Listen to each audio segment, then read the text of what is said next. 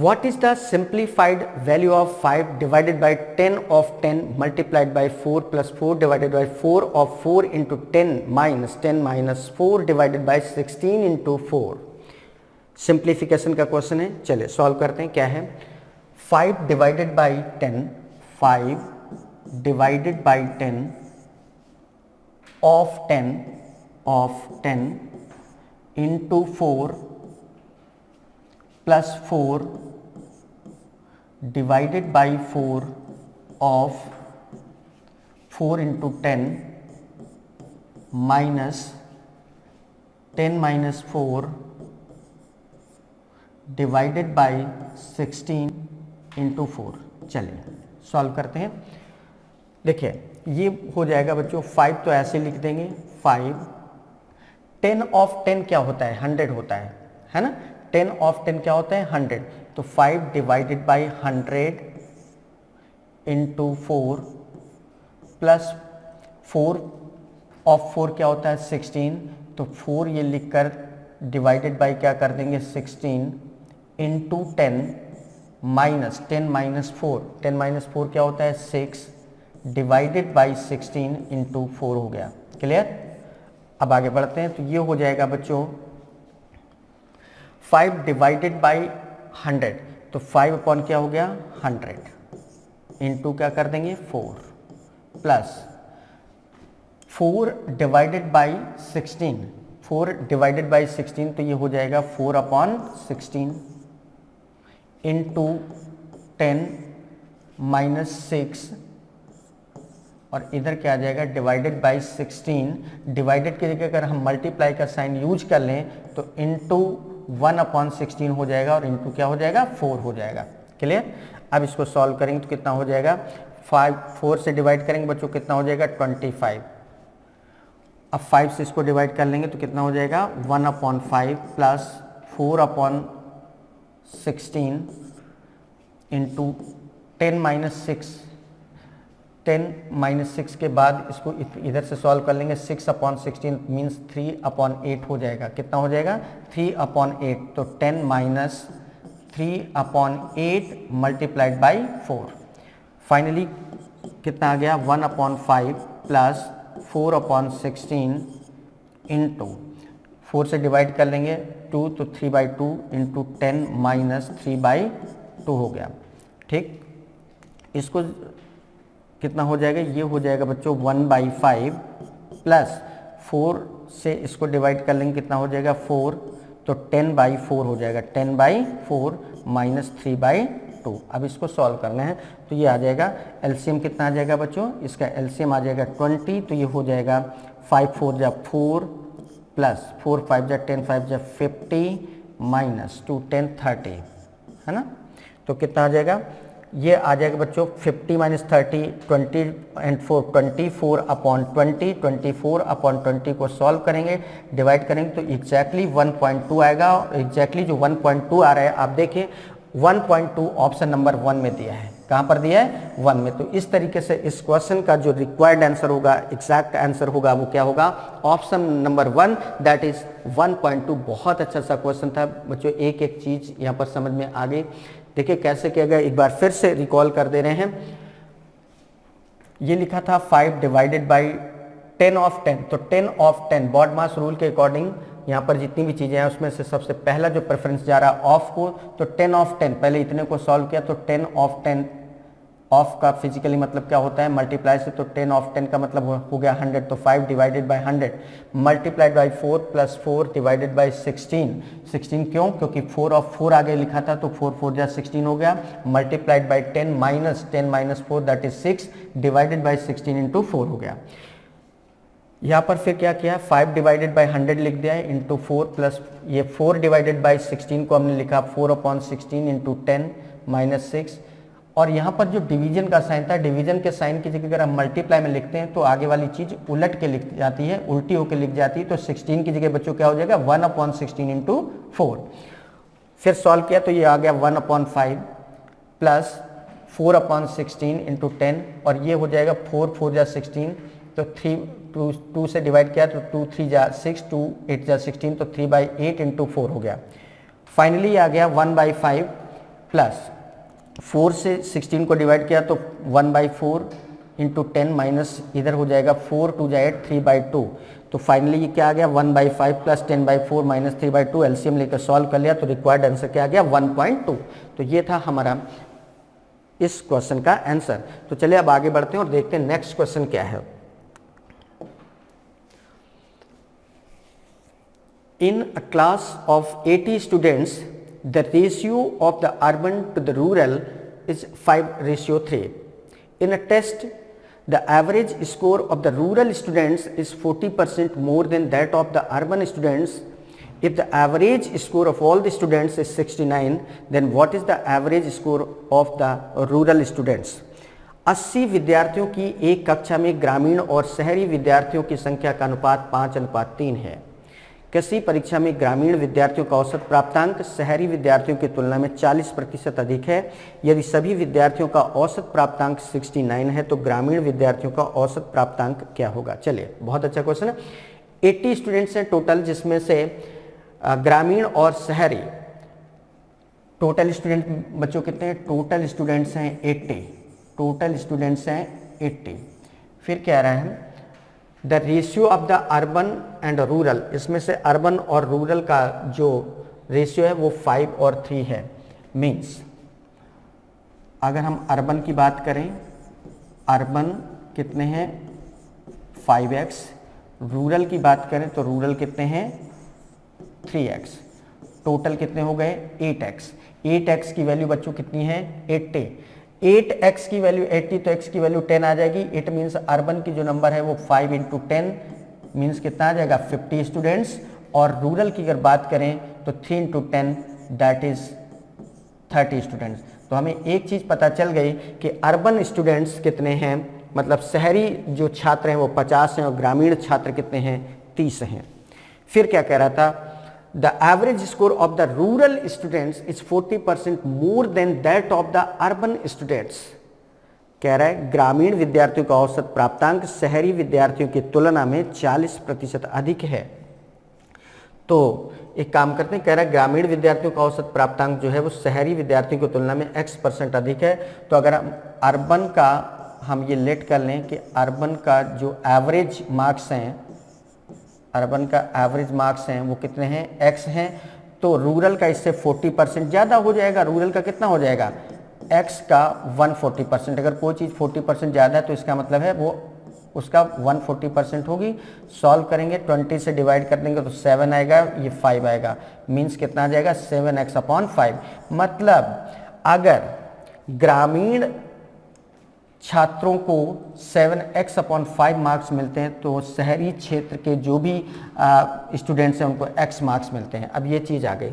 अब देखो बच्चों, हमारे पास जो अर्बन स्टूडेंट्स थे उनकी नंबर कितनी है 50, उनकी संख्या कितनी है 50, और हर एक को कितने मार्क्स मिलते हैं x, तो टोटल मार्क्स इनके कितने बन जाएंगे 50 इंटू x।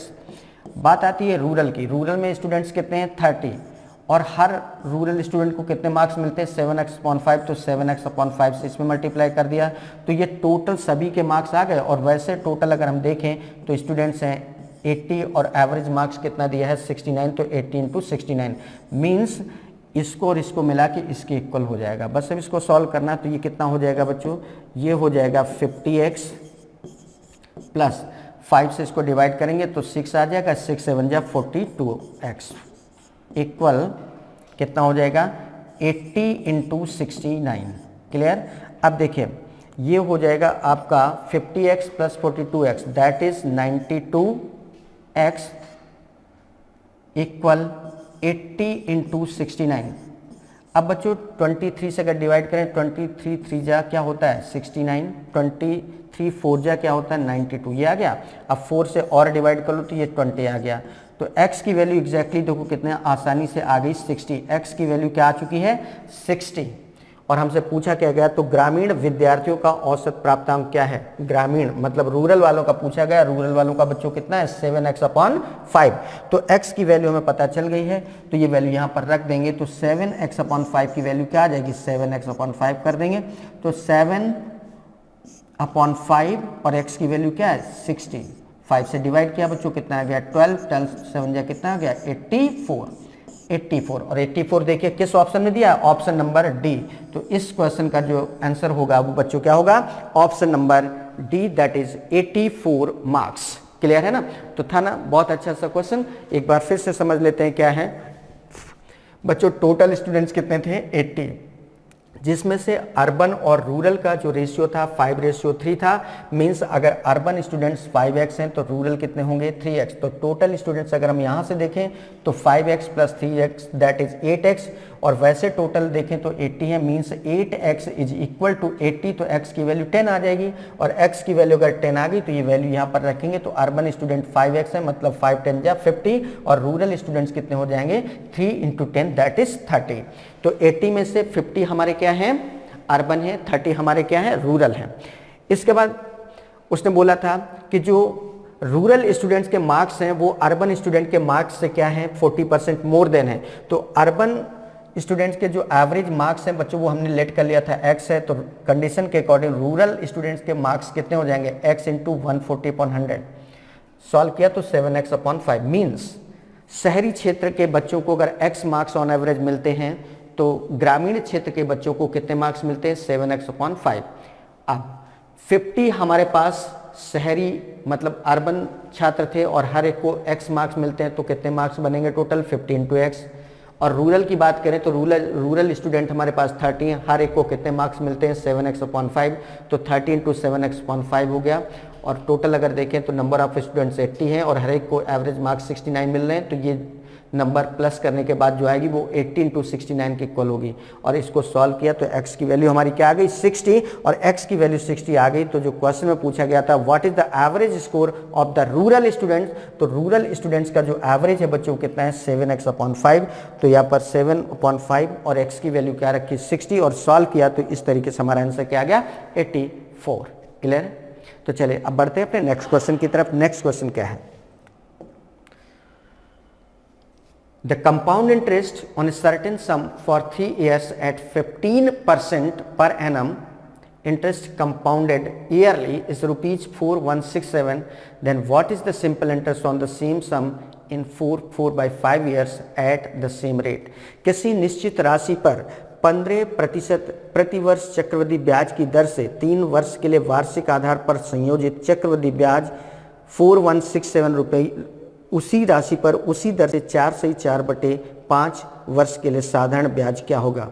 चलिए देखिए यहाँ पर बच्चों क्या दिया है, यहाँ पर दिया है रेट ऑफ इंटरेस्ट दिया है 15%, फिर आगे टाइम दिया है, और इसके बाद दिया है आपका कंपाउंड इंटरेस्ट कितना है, 4167 है। तो उसी राशि पर उसी दर से 4/5 वर्ष के लिए साधारण ब्याज क्या होगा। चले देखते हैं। CI का फार्मूला बच्चों क्या होता है, A = P 1 + R/100⁴ ये फार्मूला होता है ना। तो यहाँ पर जो अमाउंट है वो A है, बट क्वेश्चन में जो दिया है वो इंटरेस्ट दिया है। ठीक है, इंटरेस्ट कैसे निकालते हैं, अमाउंट में जब हम प्रिंसिपल को माइनस करते हैं, ठीक है, तो अमाउंट हमारा कितना है, A है, और प्रिंसिपल हमें नहीं पता है, सीधे सीधे इंटरेस्ट गिवन है। तो यहाँ पर एक काम करते हैं, प्रिंसिपल हम लोग लेट कर लेते हैं, क्या है, P है, P × 1 + R/100 हो गया कि पावर n। प्रिंसिपल में जब हम इंटरेस्ट ऐड कर देते हैं तो वो हमारा बनता है अमाउंट। तो अमाउंट की जगह हम क्या लिखेंगे, 4167 प्लस P, ये बन गया। क्लियर है। अब यहाँ पर वैल्यू रखेंगे तो ये हो जाएगा बच्चों 4167 plus P equal P 1 + R की वैल्यू 15/100, और टाइम पीरियड बच्चों कितना दिया है, 3 इयर्स। तो यहाँ पावर में 3 आ गया। अब इसको डिवाइड करेंगे तो 5 3 जा हो गया, और ये 20 हो गया। तो फाइनली कितना हो जाएगा, 4167 प्लस P इक्वल P, और इधर आ जाएगा 21 जा 20 एंड 3 23/20, और इसका पावर 3। सही है। चलिए एक काम करते हैं, P वाले टर्म्स एक साथ कर लेते हैं, तो ये आ जाएगा 4167 इक्वल P इसको ब्रेक करके लिखेंगे तो कितना लिखेंगे 23/20 इंटू 23/20 इंटू 23/20, ये तो आएगा। और ये वाला जो p था वो इधर माइनस में आ जाएगा, तो p की वैल्यू यहाँ पे लिख देंगे। ठीक, अब इसमें क्या कॉमन हो गया, p कॉमन ले लिया तो क्या बचा गया 23 इंटू 23 का स्क्वायर क्या होता है 529, 529/20 इंटू 20 400 इंटू 23/20 माइनस 1 इक्वल 4167, कितना हो गया 4167, ये आ गया। तो इससे बच्चों p की वैल्यू हम लोग निकाल लेंगे। p की वैल्यू हमारी क्या आ जाएगी, ये हो जाएगा आपका फाइनल, इसको थोड़ा सा और सेट कर लेते हैं, तो ये हो जाएगा आपका ये p, और ये कितना हो जाएगा 400 इंटू 20 8000, 529 इंटू 23 माइनस 8000/8000, ये तो आएगा। क्लियर है, इक्वल 4167 ये आ गया। अब बच्चों इसमें से अगर हम इसको माइनस करेंगे तो एग्जैक्टली 4167 आएगा, इससे कैंसिल हो जाएगा, तो p की वैल्यू एग्जैक्टली क्या आ जाएगी 8000। और p की वैल्यू जब हमें पता चल गई कि p की वैल्यू क्या है एग्जैक्टली 8000 है, तो कह रहा है उसी राशि पर, उसी राशि मतलब 8000 पर उसी दर से 4/5 ईयर का साधारण ब्याज क्या होगा। नाउ बात करते हैं SI की, तो SI इक्वल क्या होता है बच्चों PRT/100 होता है। तो प्रिंसिपल कितना है 8000, ये 8000 हो गया। रेट ऑफ इंटरेस्ट कितना दिया है बच्चों 15, और टाइम कितना दिया है 5 को 20 4 24/5 24/5, और डिवाइडेड बाई क्या कर देंगे 100, है ना। तो 20 इससे कैंसिल हो जाएगा, 5 से डिवाइड करेंगे तो 3 आ जाएगा, तो ये आ जाएगा आपका 80 इंटू 3 इंटू 24, 240 इंटू 24 करेंगे तो कितना हो गया, ये हो जाएगा 24 इंटू 0 करेंगे 0 आ जाएगा, 24 4 जा 96 मतलब 6 आ गया, 9 आ गया, 24 2 जब 48 एंड 9 57, कितना आ गया 5760। और 5760 देखिए एग्जैक्टली ऑप्शन नंबर डी में गिवन है कि नहीं। इट मींस यहाँ पर जो इस क्वेश्चन का रिक्वायर्ड आंसर होगा वो क्या होगा 5760 रुपीज़। तो देखा आपने किस तरीके से बच्चों यहाँ पर क्वेश्चन को सॉल्व किया गया है। यहाँ पर जो इंपॉर्टेंट बात थी बस वो ये थी कि क्वेश्चन में जो दिया है वो कंपाउंड इंटरेस्ट गिवन है, जबकि जब हम फार्मूले का यूज करते हैं तो फार्मूले में क्या आता है अमाउंट आता है।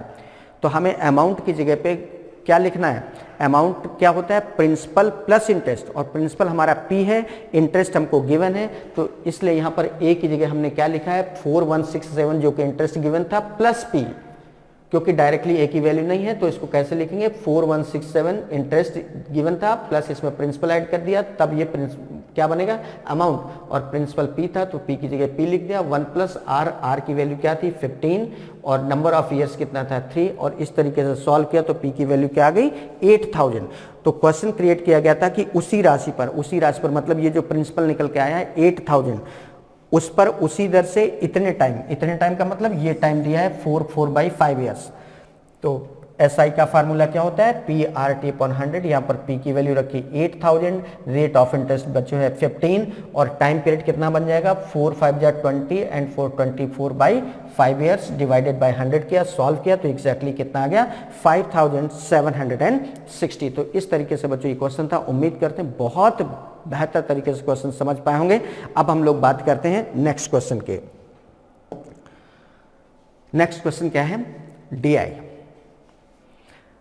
The given bar graph presents income and expenditure in crores of rupees of a company for the 5 years from 2014 to 2018। दिया गया दंड आरेख 5 वर्षों 2014 से 2018 के दौरान किसी कंपनी की आय और व्यय जो कि करोड़ रुपए में है को दर्शाता है। ये जो बच्चों आपका बार ग्राफ दिया है उसमें जो लाइट ब्लू कलर है, लाइट ब्लू कलर इनकम को शो कर रहे हैं, जबकि डार्क ब्लू कलर जो है वो एक्सपेंडिचर मींस खर्च को शो कर रहा है। मींस ये जो लाइट ब्लू कलर है ये इनकम है, आय है, और ये क्या है, खर्च है। और ये ईयर वाइज यहाँ पर डेटा दिए हैं, 2014 में इतना है, 2015 में इतना है, 16 में इतना है, 2017 एंड 2018। अब इस पर देखिए क्वेश्चन क्या है। पहला क्वेश्चन इस पर देखते हैं क्या बना। The average income of the company in the 5 years is what % more than its expenditure in 2015?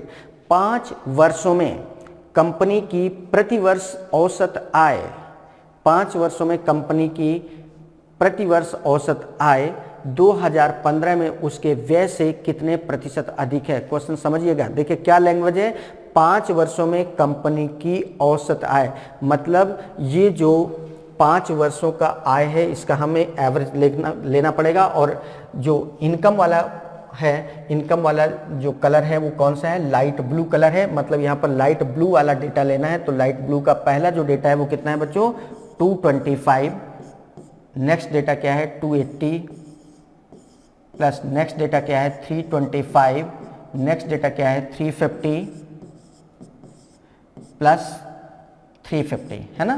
तो ये 5 सालों का बच्चों क्या आ गया, इनकम आ गई। इसको ऐड करेंगे, इसके बाद फिर एवरेज लेंगे। तो पहले ऐड कर लो तो क्या हो जाएगा, 505 5 5 10 10 means 0, 2 1 3 3 8 11 11 and 2 13 13 and 5 18 18 and 5 23 23 means 3 2 2 2 4 4 2 6 6 3 9 9 3 12 12 3 15।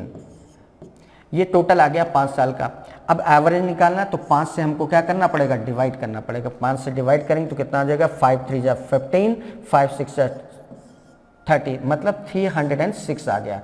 मतलब ये जो बोला था 5 वर्षों में कंपनी की औसत आय, तो औसत आय कितनी आ गई है, 306 आ गई है। 2015 में उसके व्यय से कितने प्रतिशत अधिक है, 2015 में अब हमें एक्सपेंडिचर देखना है। तो 2015 में एक्सपेंडिचर मतलब ध्यान रखना डार्क ब्लू वाला देखना है। तो 2015 में डार्क ब्लू का डेटा कितना है, 250। कितना है, 250 है। तो क्वेश्चन क्या क्रिएट किया गया है कि ये इससे कितने परसेंट ज्यादा है। मींस ये जो 250 है वो 250 से 306 जो नंबर आ रही है कितने परसेंट ज्यादा है।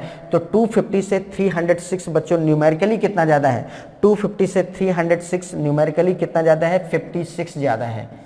कितने से, 250 से कितना ज्यादा है, तो बेस में क्या आएगा, 250 परसेंटेज में चेंज करना है तो इनटू क्या कर देंगे, 100। अब सॉल्व करेंगे तो 52 जा 100, 50 से डिवाइड करेंगे कितना आ गया, 5 से डिवाइड करेंगे बच्चों कितना आ जाएगा, 11.2 आ जाएगा। 11.2 इंटू 2 करेंगे तो कितना आ जाएगा, 22.4 22.4%। और 22.4% आप देखिए एग्जैक्टली कहां पर दिया है, ऑप्शन नंबर डी। तो इस तरीके से बच्चों इस क्वेश्चन का जो आंसर आएगा वो आएगा option number D, that is 22.4%। Got it. तो चलिए इस तरीके से बहुत आसानी से समझ में आ गया होगा क्वेश्चन क्या किया गया था। नेक्स्ट क्वेश्चन देखते हैं क्या है। The total income of the company in 2015, 2017 and 2018 is approximately what % less than the total expenditure in the 5 years? 2015, 2017 और 2018 में, 2015, 2017 और 2018 में कंपनी की कुल आय, मतलब ये जो 3 साल दिए हैं 2015, 2017 और 2018 में कंपनी की कुल आय देखनी है। तो 2015 में आय देखो क्या आय, मतलब फिर से ध्यान दो लाइट ब्लू वाला देखना है। तो 2015 में लाइट ब्लू वाला कितना है बच्चों, 280 है ना। फिर 2017 में लाइट ब्लू वाला कितना है, 350 प्लस 350 हो गया, प्लस 2018 में लाइट ब्लू वाला कितना है, 350। सभी को ऐड किया कितना हो गया, 350 350 कितना हो गया, 700 एंड 280 दैट इज 980 हो गया। फिर आगे कुल आय 5 वर्षों में कुल व्यय से कितने प्रतिशत कम है, 5 वर्षों में कुल व्यय। अब 5 वर्षों में टोटल जो एक्सपेंस हुआ है वो देखते हैं। तो एक्सपेंस वाला कौन सा है, डार्क ब्लू, और डार्क ब्लू में सभी देखेंगे। तो डार्क ब्लू में ये पहला वाला जो है वो कितना है, 175 है, प्लस ये कितना है, 250 है, प्लस यहाँ पर कितना है, 275 है, प्लस यहाँ पर कितना है बच्चों, 300 है, प्लस यहाँ पर कितना है, 325। सभी को ऐड करेंगे तो कितना आ जाएगा, देखिए 5 5 10 5 15 1 1 7 8 8 5 13 13 7 20 and 2 22 22 means 2 2 is carry 2 1 3 3 2 5 5 2 7 7 3 10 10 3 13।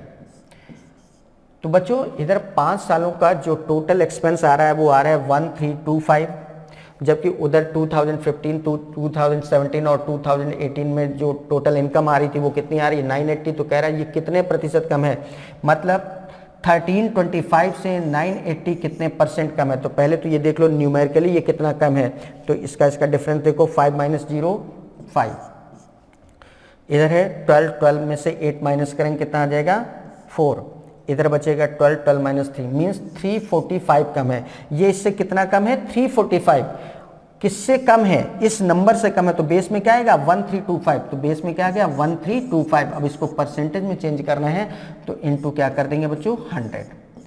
अब 5 से डिवाइड करते हैं, तो 5 से अगर हम डिवाइड करें कितना आ जाएगा बच्चों 20, यहाँ पर 20 आ गया। 5 से इसको डिवाइड करेंगे तो 5 2 जा 10, 3 बचेगा 32 हो जाएगा, तो 5 6 जा 30, 5 5 जा इतना आ गया।